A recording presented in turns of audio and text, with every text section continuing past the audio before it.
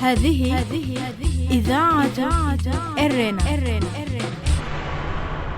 المستمعات الكريمات والمستمعين الأكارم متابعي إذاعة أرنا حيثما كنتم وحيثما يصلكم بثنا، أهلا ومرحبا بكم في مستهل البرنامج العربي لهذا اليوم الجمعة 3 من يوليو.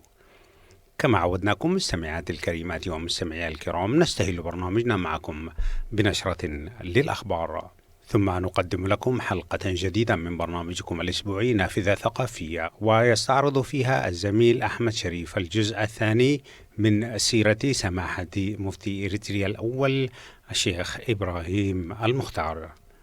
قبل ذلك مستمعي ومستمعاتي الأفاضل، نقدم لكم نشرة للأخبار فيما يلي أبرز عناوينها. مواطن إريتري يتسبب في مقتل طفلين وامرأة في ولاية أريزونا الأمريكية. إيرلندا توطن 150 لاجئا إريتريا من إثيوبيا. والخرطوم ترحب بتمديد وقف الأعمال العدائية. كانت مستمعي ومستمعات الأفاضل تلكم عناوين النشرة، وإليكم تفاصيلها من إذاعة أرنا. هذه إذاعة إرنا. أكدت شرطة مدينة فينيكس بولاية أريزونا أن شابا إريتريا يبلغ من العمر 28 عاما استخدم سكينا في قتل طفلين وامرأة في 28 من يونيو الماضي. وقال الناطق باسم شرطة المدينة الرقيب توم تومسون بأن الشرطة وصلت إلى مكان الجريمة وعثرت على الطفلة أرسمة والبالغة من العمر 9 سنوات، والطفل معدن ذو 7 سنوات، وخالتهم دانايت البالغة من العمر 18 عاما وقد فارقوا الحياة، بينما طعن الجاني نفسه وكان فاقدا للوعي وفي حالة صحية سيئة كما قال ضابط الشرطة. وقال المسؤول بأن الجريمة ارتكبت أثناء خروج الأم للتسوق. وأشار الناطق باسم الشرطة بأنه وبسبب الحالة الصحية للقاتل لم تتمكن الشرطة من معرفة الدافع للجريمة، ولكنه قال بأن التحقيقات سوف تستمر بالتواصل مع شهود وأقرباء للأسرة، مشيرا إلى أن القاتل نفسه من أقارب الضحايا. ذكرت صحيفة آيريش تايمز الإيرلندية نقلا عن مصادر للهجرة بأن السلطات سوف تقوم بتوطين 150 لاجئا إريتريا من إثيوبيا في إيرلندا قريبا. وقالت الصحيفة بأن سلطات الهجرة الإيرلندية أكدت بأن هذا يأتي ضمن خطة لتوطين حوالي 3000 لاجئ في البلاد من ضمنهم إريتريين. وقال المصدر الرسمي للصحيفة بأن خطوات التوطين توقفت بسبب جائحة كورونا، ولكن العمل بدأ بخطى حذرة من أجل بدء البرنامج مرة أخرى مع وضع الاعتبار للأوضاع الصحية العالمية. رحب رئيس الوزراء السوداني الدكتور عبد الله حمدوك يوم الأربعاء بإعلان الحركة الشعبية شمال تمديد وقف الأعمال العدائية لمدة 7 أشهر أخرى. وقال حمدوك في سلسلة تغريدات عبر تويتر أن تحقيق السلام الدائم والعادل في السودان هدف أساسي يأتي في مقدمة أولويات الحكومة الانتقالية وترخص في سبيله كل الأثمان. وتابع قائلا: من هنا أرحب ببادرة حسن النوايا التي أبداها القائد عبد العزيز الحلو رئيس الحركة الشعبية شمال بتمديد وقف الأعمال العدائية لمدة 7 أشهر أخرى. وأضاف رئيس الوزراء أن وقف الأعمال العدائية اعتبارا من الأول من يوليو الجاري وحتى نهاية يناير المقبل. وشدد حمدوك على حرص الحكومة على إحلال السلام الذي سيضع حدا للمعاناة في مناطق النزاعات. وأوضح أن انضمام الرفاق في قوى الكفاح المسلح كقوة مؤثرة وفاعلة يضمن السلام ويسهم في إنجاز كافة مهام الفترة الانتقالية من أجل تحقيق آمال وتطلعات الشعب السوداني. وكان محمد حسن التعايشي الناطق الرسمي باسم وفد الحكومة السودانية قد أعلن في وقت سابق الموافقة رسميا على استئناف التفاوض وكسر الجمود مع الحركة الشعبية شمال برئاسة عبد العزيز آدم الحلو، سعيا للوصول إلى سلام عادل وشامل يعالج قضايا الحرب والسلام في السودان. وكانت مصادر مطلعة قد كشفت أن لجنة وساطة جوبا بين الفرقاء السودانيين سلمت وفد الحكومة الانتقالية والحركة الشعبية برئاسة عبد العزيز الحلو دعوة رسمية لاستئناف المفاوضات بعد توقف دام 4 أشهر. بهذا الخبر من الخرطوم مستمعات الكريمات ومستمعي الكرام، نكون قد وصلنا وإياكم إلى نهاية نشرتنا الإخبارية، وهذا تذكير بأبرز عناوينها. مواطن إريتريون يتسبب في مقتل طفلين وامرأة في ولاية أريزونا الأمريكية. إيرلندا توطن 150 لاجئا إريتريا من إثيوبيا. والخرطوم ترحب بتمديد وقف الأعمال العدائية. استمعتم فيما مضى مستمعات الكريمات ومستمعي الكرام إلى نشرة للأخبار قدمناها لكم من إذاعة أرينا. متابعة طيبة أرجوها لكم مع برنامج نافذة ثقافية. هذه إذاعة أرينا. المستمعون الأكارم، السلام عليكم ورحمة الله وبركاته. هذه أرينا الإذاعة الدولية، ومنها سيداتي سادتي نحييكم في حلقة جديدة من برنامج نافذة، ونخصصها إلحاقا بالحلقة السابقة سادتي للنافذة التاريخية، ونكمل ما بدأناه عن سماحة الشيخ إبراهيم المختار أحمد عمر رحمه الله مفتي إريتريا الأول. مرحبا بكم إلى هذه الحلقة من برنامج نافذة. إذاعة إرينا، صوت مستقل لإريتريا. أعزائي المستمعين، توقفنا عند المناصب التي تولاها في إريتريا سماحة الشيخ مفتي إريتريا الأول إبراهيم المختار أحمد عمر.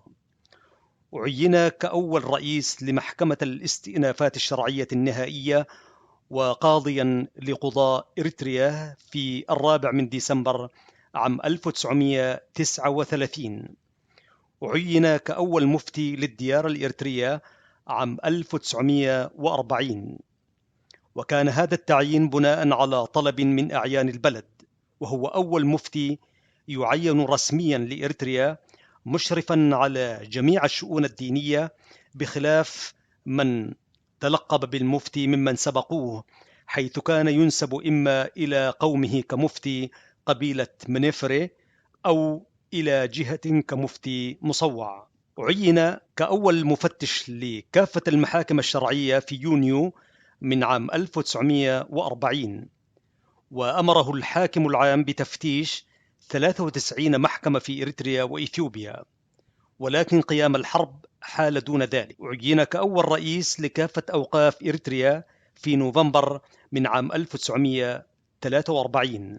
رأس جبهة العلماء الإريترية بعد أن سعى إلى إنشائها في مايو عام 1952. عين كأول قاضي وطني في محكمة إريتريا الكبرى النهائية في ديسمبر من عام 1952. وفيما يتعلق ببعض إنجازاته وإصلاحاته، فقد ورد ذكر بعضها في ثنايا السطور السابقة التي استمعتم إليها سيداتي سادتي. وعلى الإجمال فإن حياته رحمه الله حفلت بمختلف النشاطات في الشؤون الدينية الإسلامية، تدريسا وتأليفا ونشرا ودفاعا عنها، وقد خدم اللغة العربية في غمرة الأحداث السياسية التي حاقت بالبلاد، ودافع عنها دفاعا مجيدا يسجله له التاريخ بأحرف من نور. وقد كان في طليعة رجال النهضة والإصلاح في إريتريا، حيث أيقظ الشعب المسلم من سباته العميق، فتأسست المعاهد والمدارس والمكتبات والمساجد والجمعيات بإرشاداته. وفي عهده فقط بني أكثر من 30 مسجدا في أنحاء إريتريا. أصلح المحاكم الشرعية ونظمها بوضع لوائح وقوانين تسير عليها، ودعا إلى مؤتمر للقضاة فانعقد مرتين وأصدر توصيات مهمة، ووضع كذلك نظام الامتحان للمرشحين للقضاء لاختيار أهل الكفاءة، وأوجد المحاماة الشرعية. نظم الأوقاف وجمع حججه، ونشر الإحصائيات عن المساجد والمعاهد والكتاتيب، ووضع لائحة للأوقاف، وأسس جبهة العلماء لتقوم بمهمة الدعوة، وحارب العادات والتقاليد المخالفة لروح الشريعة وتعاليم الإسلام. كما كافح خطط المستعمرين وأعداء الإسلام، وعرقل مساعيهم بشجاعة نادرة، وحارب بين المسلمين المذهبية والطائفية والقبلية، ووحد صفوفهم ونبههم على حقوقهم الشرعية والقومية، وحارب الفتنة الطائفية التي كان يزرعها أعداء الوطن بين الحين والآخر، وكان بالجملة نجما ساطعا وعالما بارزا وعلما ومصلحا متميزا في الديار الإريترية. خلف تراثا عظيما من مؤلفات قديمة، وترك أثرا محمودا وذكرا حسنا يكون نبراسا وأسوة لمن بعده على مدى التاريخ. هذه إذاعة إرينا. لازلتم سيداتي سادتي مع حلقة في برنامج نافذة، ونتحدث عن سماحة المفتي الشيخ إبراهيم المختار أحمد عمر رحمه الله، مفتي إريتريا الأول. فيما يتعلق بالعهود التي عاصرها بعد عودته إلى وطنه، فقد عاصر سماحة المفتي العهد الإيطالي 1940 وحتى 41، العهد البريطاني من عام 41 و900 وألف إلى 52 و900 وألف، العهد الفيدرالي من عام 1952 وحتى 62 و900 وألف، وكذلك العهد الإمبراطوري الإثيوبي هيلي سلاسي من عام 1962 وحتى 1969، وهي السنة التي توفي فيها سماحته. وكانت الفترة التي عاصرها سماحته حافلة بالأحداث والفتن التي عصفت بالبلاد، وكان رحمه الله يتابع عن كثب التطورات السياسية والدستورية، وكان على دراية تامة بها، وقد دون بتفصيل أحداث هذه العهود وملاحظاته عليها في عدد من كتاباته. وقد وصف في مؤلفه فترة ولايته قائلا: وقد شاءت إرادة الله أن تكون أيام ولايتي أيام نزاع وعراك ودسائس.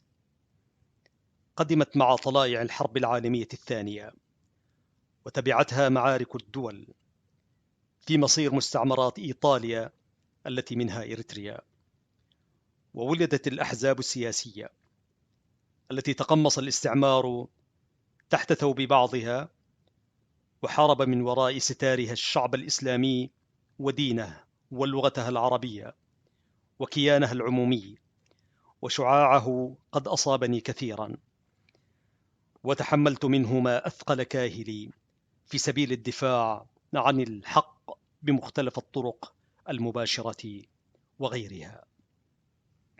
هكذا قال في إحدى مؤلفاته سماحة المفتي المرحوم إبراهيم المختار.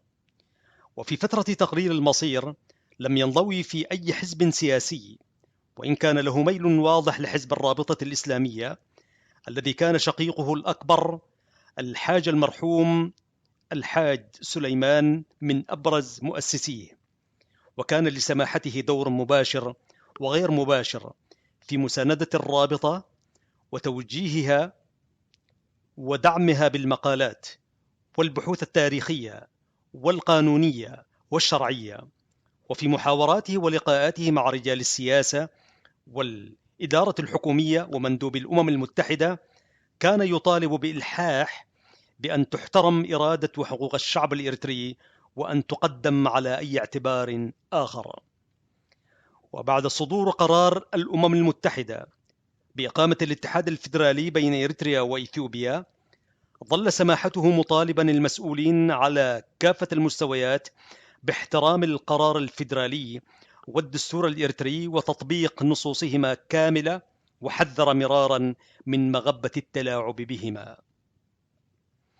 وبعد الإلغاء التعسفي للقرار الفيدرالي وفي عهد الإمبراطور هيلي سلاسي المعروف بتوجهه الطائفي، تعرض سماحة المفتي إبراهيم المختار لضغوط ومضايقات كثيرة، لكنه ظل مصرا ومثابرا على المطالبة باحترام حقوق المسلمين ومعاملاتهم بالمساواة والعدل كأتباع سائر الملل الأخرى، واحتج بشدة على تدخلات الحكومة في شؤون الإدارة الدينية واعتقالها للعلماء والمشايخ بدون مبرر، واعترض بقوة على قتل الأبرياء وتدمير القرى الإسلامية، وطالب بإيقافها فورا.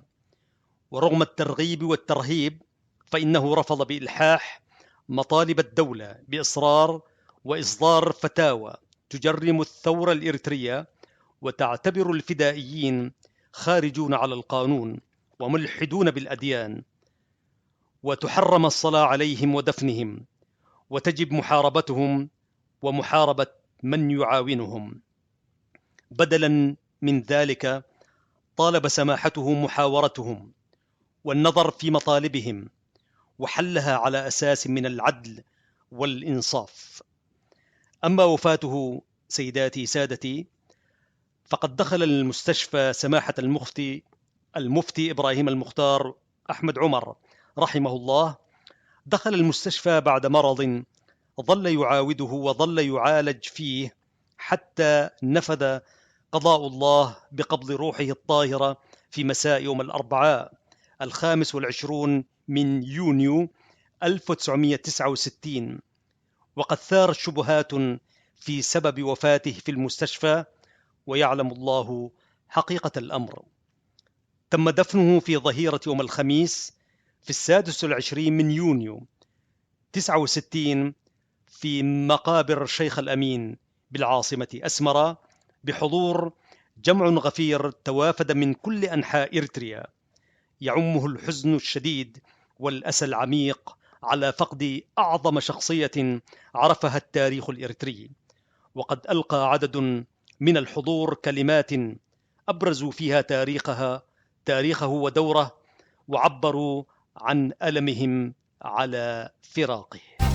إذاعة إرينا، صوت مستقل لإريتريا. حياته أي حياة سماحة مفتي إريتريا الأول الشيخ إبراهيم المختار أحمد عمر تميزت بالحركة والنشاط والعمل المتواصل، وكان حليفا للبحث والمطالعة، ولم يكن ينام من الليل إلا قليلا. وقد أثرت كثرة الكتابة على ظهره وعلى يده اليمنى، فتعود الكتابة باليسرى. كان زاهدا ورعا متقللا معرضا عن حطام الدنيا. كان حكيما حليما صبورا عفيفا قليل الكلام ودودا عطوفا متسامحا إلى أبعد الحدود في كل ما يتعلق بشخصه، وأسدا هصورا في الدفاع عن الحق. كانت له شخصية قوية وطلعة بهية تملأ العيون مهابة وجلالا. جعل الله له القبول في الأرض، وكان خطيبا مفوها يلهب مشاعر السامعين ويهز قلوبهم بما حباه الله من فصاحة اللسان وقوة في البيان وقدرة على الأداء. حظي باحترام وتقدير عقلاء مسيحي إريتريا لمواقفه الوطنية ولدعوته للتسامح والتعايش السلمي على أساس من العدل والإنصاف، وجمعته علاقة ود بالوطنيين الأحرار من رجال الدين والأعيان منهم خاصة.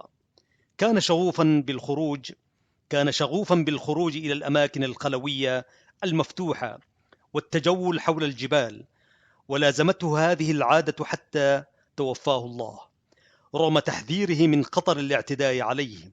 وكان مجيدا لإطلاق الرصاص، حيث كان مسلحا ليحمي نفسه من أي اعتداء. كان يقول الشعر وإن لم يكن مبرزا فيه. غلب على شعره الجانب الوطني والوجداني، وكان بالإضافة إلى طول باعه في العلوم الشرعية مبرزا في علم التاريخ والأنساب، وله كتابات وتحقيقات عدة في هذا المجال، وكان على اطلاع واسع ودراية تامة بالدساتير والنظم والقوانين المدنية. خلف من الذرية 5، 3 بنات هن فاطمة وسعاد وزهرة، وولدان إسماعيل وسالم. هذه إذاعة إرينا. في عنوان فرعي سيداتي سادتي، دار الإفتاء من بعد وفاة سماحة الشيخ إبراهيم المختار جاء في موقع سماحة المفتي إن وجود مفتي لإريتريا وحدها دون غيرها، والتي كانت تعتبر تحت حكم الإمبراطور القسري إحدى محافظات إثيوبيا آنذاك، كان يرمز إلى استقلال وتميز إريتريا. ولم تجري العادة عند مسلمي إثيوبيا، أو لم يسمح لهم بتعيين مفتي للبلاد، فلجأ زبانية الإمبراطور لطمس هذا الرمز مفتي إريتريا بالحد من اختصاصاته ومطاردته، وبالتحايل كتعيينه مستشارا للمحاكم العام أو للحاكم العام للشؤون الدينية. ولكن قوة شخصيته، أي شخصية سماحة المفتي وشعبيته الجارفة، منعتهم من ذلك. فلما رحل عن الدنيا تنفس السعداء وحققوا ما كانوا يسعون إليه. ولذلك لما سعى المسلمون إلى اختيار خلفا له ورشحوا من أجل ذلك عدة شخصيات، هددهم الحاكم العام الإثيوبي بالحبس وطردهم بكل إهانة، فظل المنصب شاغرا لأكثر من 24 عاما. سيداتي سادتي، نذكر في ختام هذه الحلقة قبل أن نقدم لكم قصيدة كتبت رثاء على سماحة المفتي. الكتب التي أصدرها كانت كتبا كثيرة. فيما يتعلق بالكتب الشرعية والفقهية نذكر منها إرشاد المبتدي على مقدمة أبي الليث السمرقندي، ويليه إعانة المستهدي في تخريج أحاديث أبي الليث السمرقندي. أسنى الغايات شرح تحفة الثقاء في محاسن التوقفات منظومة. بغية الرائد فيما لذ وطاب من الفوائد في 3 مجلدات. الدرة البهية في حل الرموز الفقهية. هدية المستفيد في حكم صلاة الجمعة مع العيد. الحديقة الندية في إصلاحات العلوم الشرعية. مفيد المفتي والسائل إلى مختلف المسائل 3 مجلدات. المطالب العالية في أحكام الفطر والأضحية والزكاة المالية. أما فيما يتعلق بالكتب التاريخية والقومية نذكر منها دحض الوشاء في اللغة العربية في إريتريا والحبشة. لفت النظر إلى علماء الإسلام في إريتريا في القرن الرابع عشر. الحاوي لأخبار الشعب السيهاوي مجلدين. الجامع لأخبار جزيرة باضع. إزالة الغواشي عن أخبار النجاشي. جلاء النظر بأخبار رواق الزيالعة ثم الجبرتي بالأزهر. محو الغشا عن ملوك الإسلام في الحبشة. الثريا بأخبار أوقاف إريتريا الإسلامية. القنبرة في تاريخ المركز الإسلامي بأسمرة. رثاه عدد من الناس. سنقرأ لكم بعد قليل واحدة من القصائد التي تليت على أو إثر وفاته. كونوا معنا سادتي المستمعين. إذاعة إرينا، صوت مستقل لإريتريا. دمعة الإسلام على فقيد الإسلام للأستاذ محمد عمر بارحين. مفتي الديار فمن للدار يعليها بعد الرحيل إذ قد مات بانيها. مفتي الديار فمن للدار يعليها بعد الرحيل إذ قد مات بانيها. يا لهف نفسي على قوم تركتهم حير القلوب وهول الخطب يشجيها. يا لهف نفسي على قوم تركتهم حير القلوب وهول الخطب يشجيها. من للفتاوى إذا نادى الحيارى لها، من للعلوم إذا نادى مناديها. من للتواريخ بعدك يا أخا همم خلفت مأثرة الله يبقيها. نحن المصابون في عز ومكرمة، نحن المصابون في عز ومكرمة، نحن المصابون في مصباح ناديها. نادى النعي بموتك يا له نبأ أبكى القلوب على المختار مفتيها. قد كنت حصنا لدين الله في زمن عز على أمة إحياء ماضيها. قد كنت حصنا لدين الله في زمن عز على أمة إحياء ماضيها. وفقت بين قلوب كان يفرقها جهل أضل وعلم لا يرقيها. فاهنأ فأنت على التاريخ مفخرة مذكورة في سجل العز بانيها. فاهنأ فأنت على التاريخ مفخرة مذكورة في سجل العز بانيها. ولترحل الروح بالإجلال ذاهبة في جنة الخلد عند الله باريها. ولترحل الروح بالإجلال ذاهبة في جنة الخلد عند الله باريها. هذه إذاعة إرنا. المستمعات الكريمات والمستمعين الكرام، أهلا وسهلا بكم مجددا. وقبل ختام فقرات برنامجنا أقدم لكم موجزا لأهم ما ورد في صدر نشرتنا الإخبارية لهذا اليوم. مواطن إريتري يتسبب في مقتل طفلين وامرأة في ولاية أريزونا الأمريكية. أكدت شرطة مدينة فينيكس بولاية أريزونا أن شابا إريتريا يبلغ من العمر 28 عاما استخدم سكينا في قتل طفلين وامرأة في 28 من يونيو الماضي. وقال الناطق باسم شرطة المدينة الرقيب توم تومسون بأن الشرطة وصلت إلى مكان الجريمة وعثرت على الطفلة أرسيما والبالغة من العمر 9 سنوات والطفل معادن ذو 7 سنوات، وخلتهم داناية البالغة من العمر 18 عاما وقد فارقوا الحياة، بينما طعن الجاني نفسه وكان فاقدا للوعي وفي حالة صحية سيئة. إيرلندا توطن 150 لاجئا إريتريا من إثيوبيا. ذكرت صحيفة آيريش تايمز الإيرلندية نقلا عن مصادر الهجرة هناك بأن السلطات سوف تقوم بتوطين 150 لاجئا إريتريا من إثيوبيا في إيرلندا قريبا. وقالت الصحيفة بأن سلطات الهجرة الإيرلندية أكدت بأن هذا الإجراء يأتي ضمن خطة لتوطين حوالي 3000 لاجئ في البلاد من ضمنهم إريتريين. وقال المصدر الرسمي للصحيفة بأن خطوات التوطين توقفت في وقت سابق بسبب جائحة كورونا، ولكن العمل بدأ بخطى حذرة من أجل بدء البرنامج مرة أخرى مع وضع الاعتبار للأوضاع الصحية العالمية. الخرطوم ترحب بتمديد وقف الأعمال العدائية. رحب رئيس الوزراء السوداني الدكتور عبد الله حمدوك يوم الأربعاء الماضي بإعلان الحركة الشعبية شمال تمديد وقف الأعمال العدائية لمدة 7 أشهر أخرى.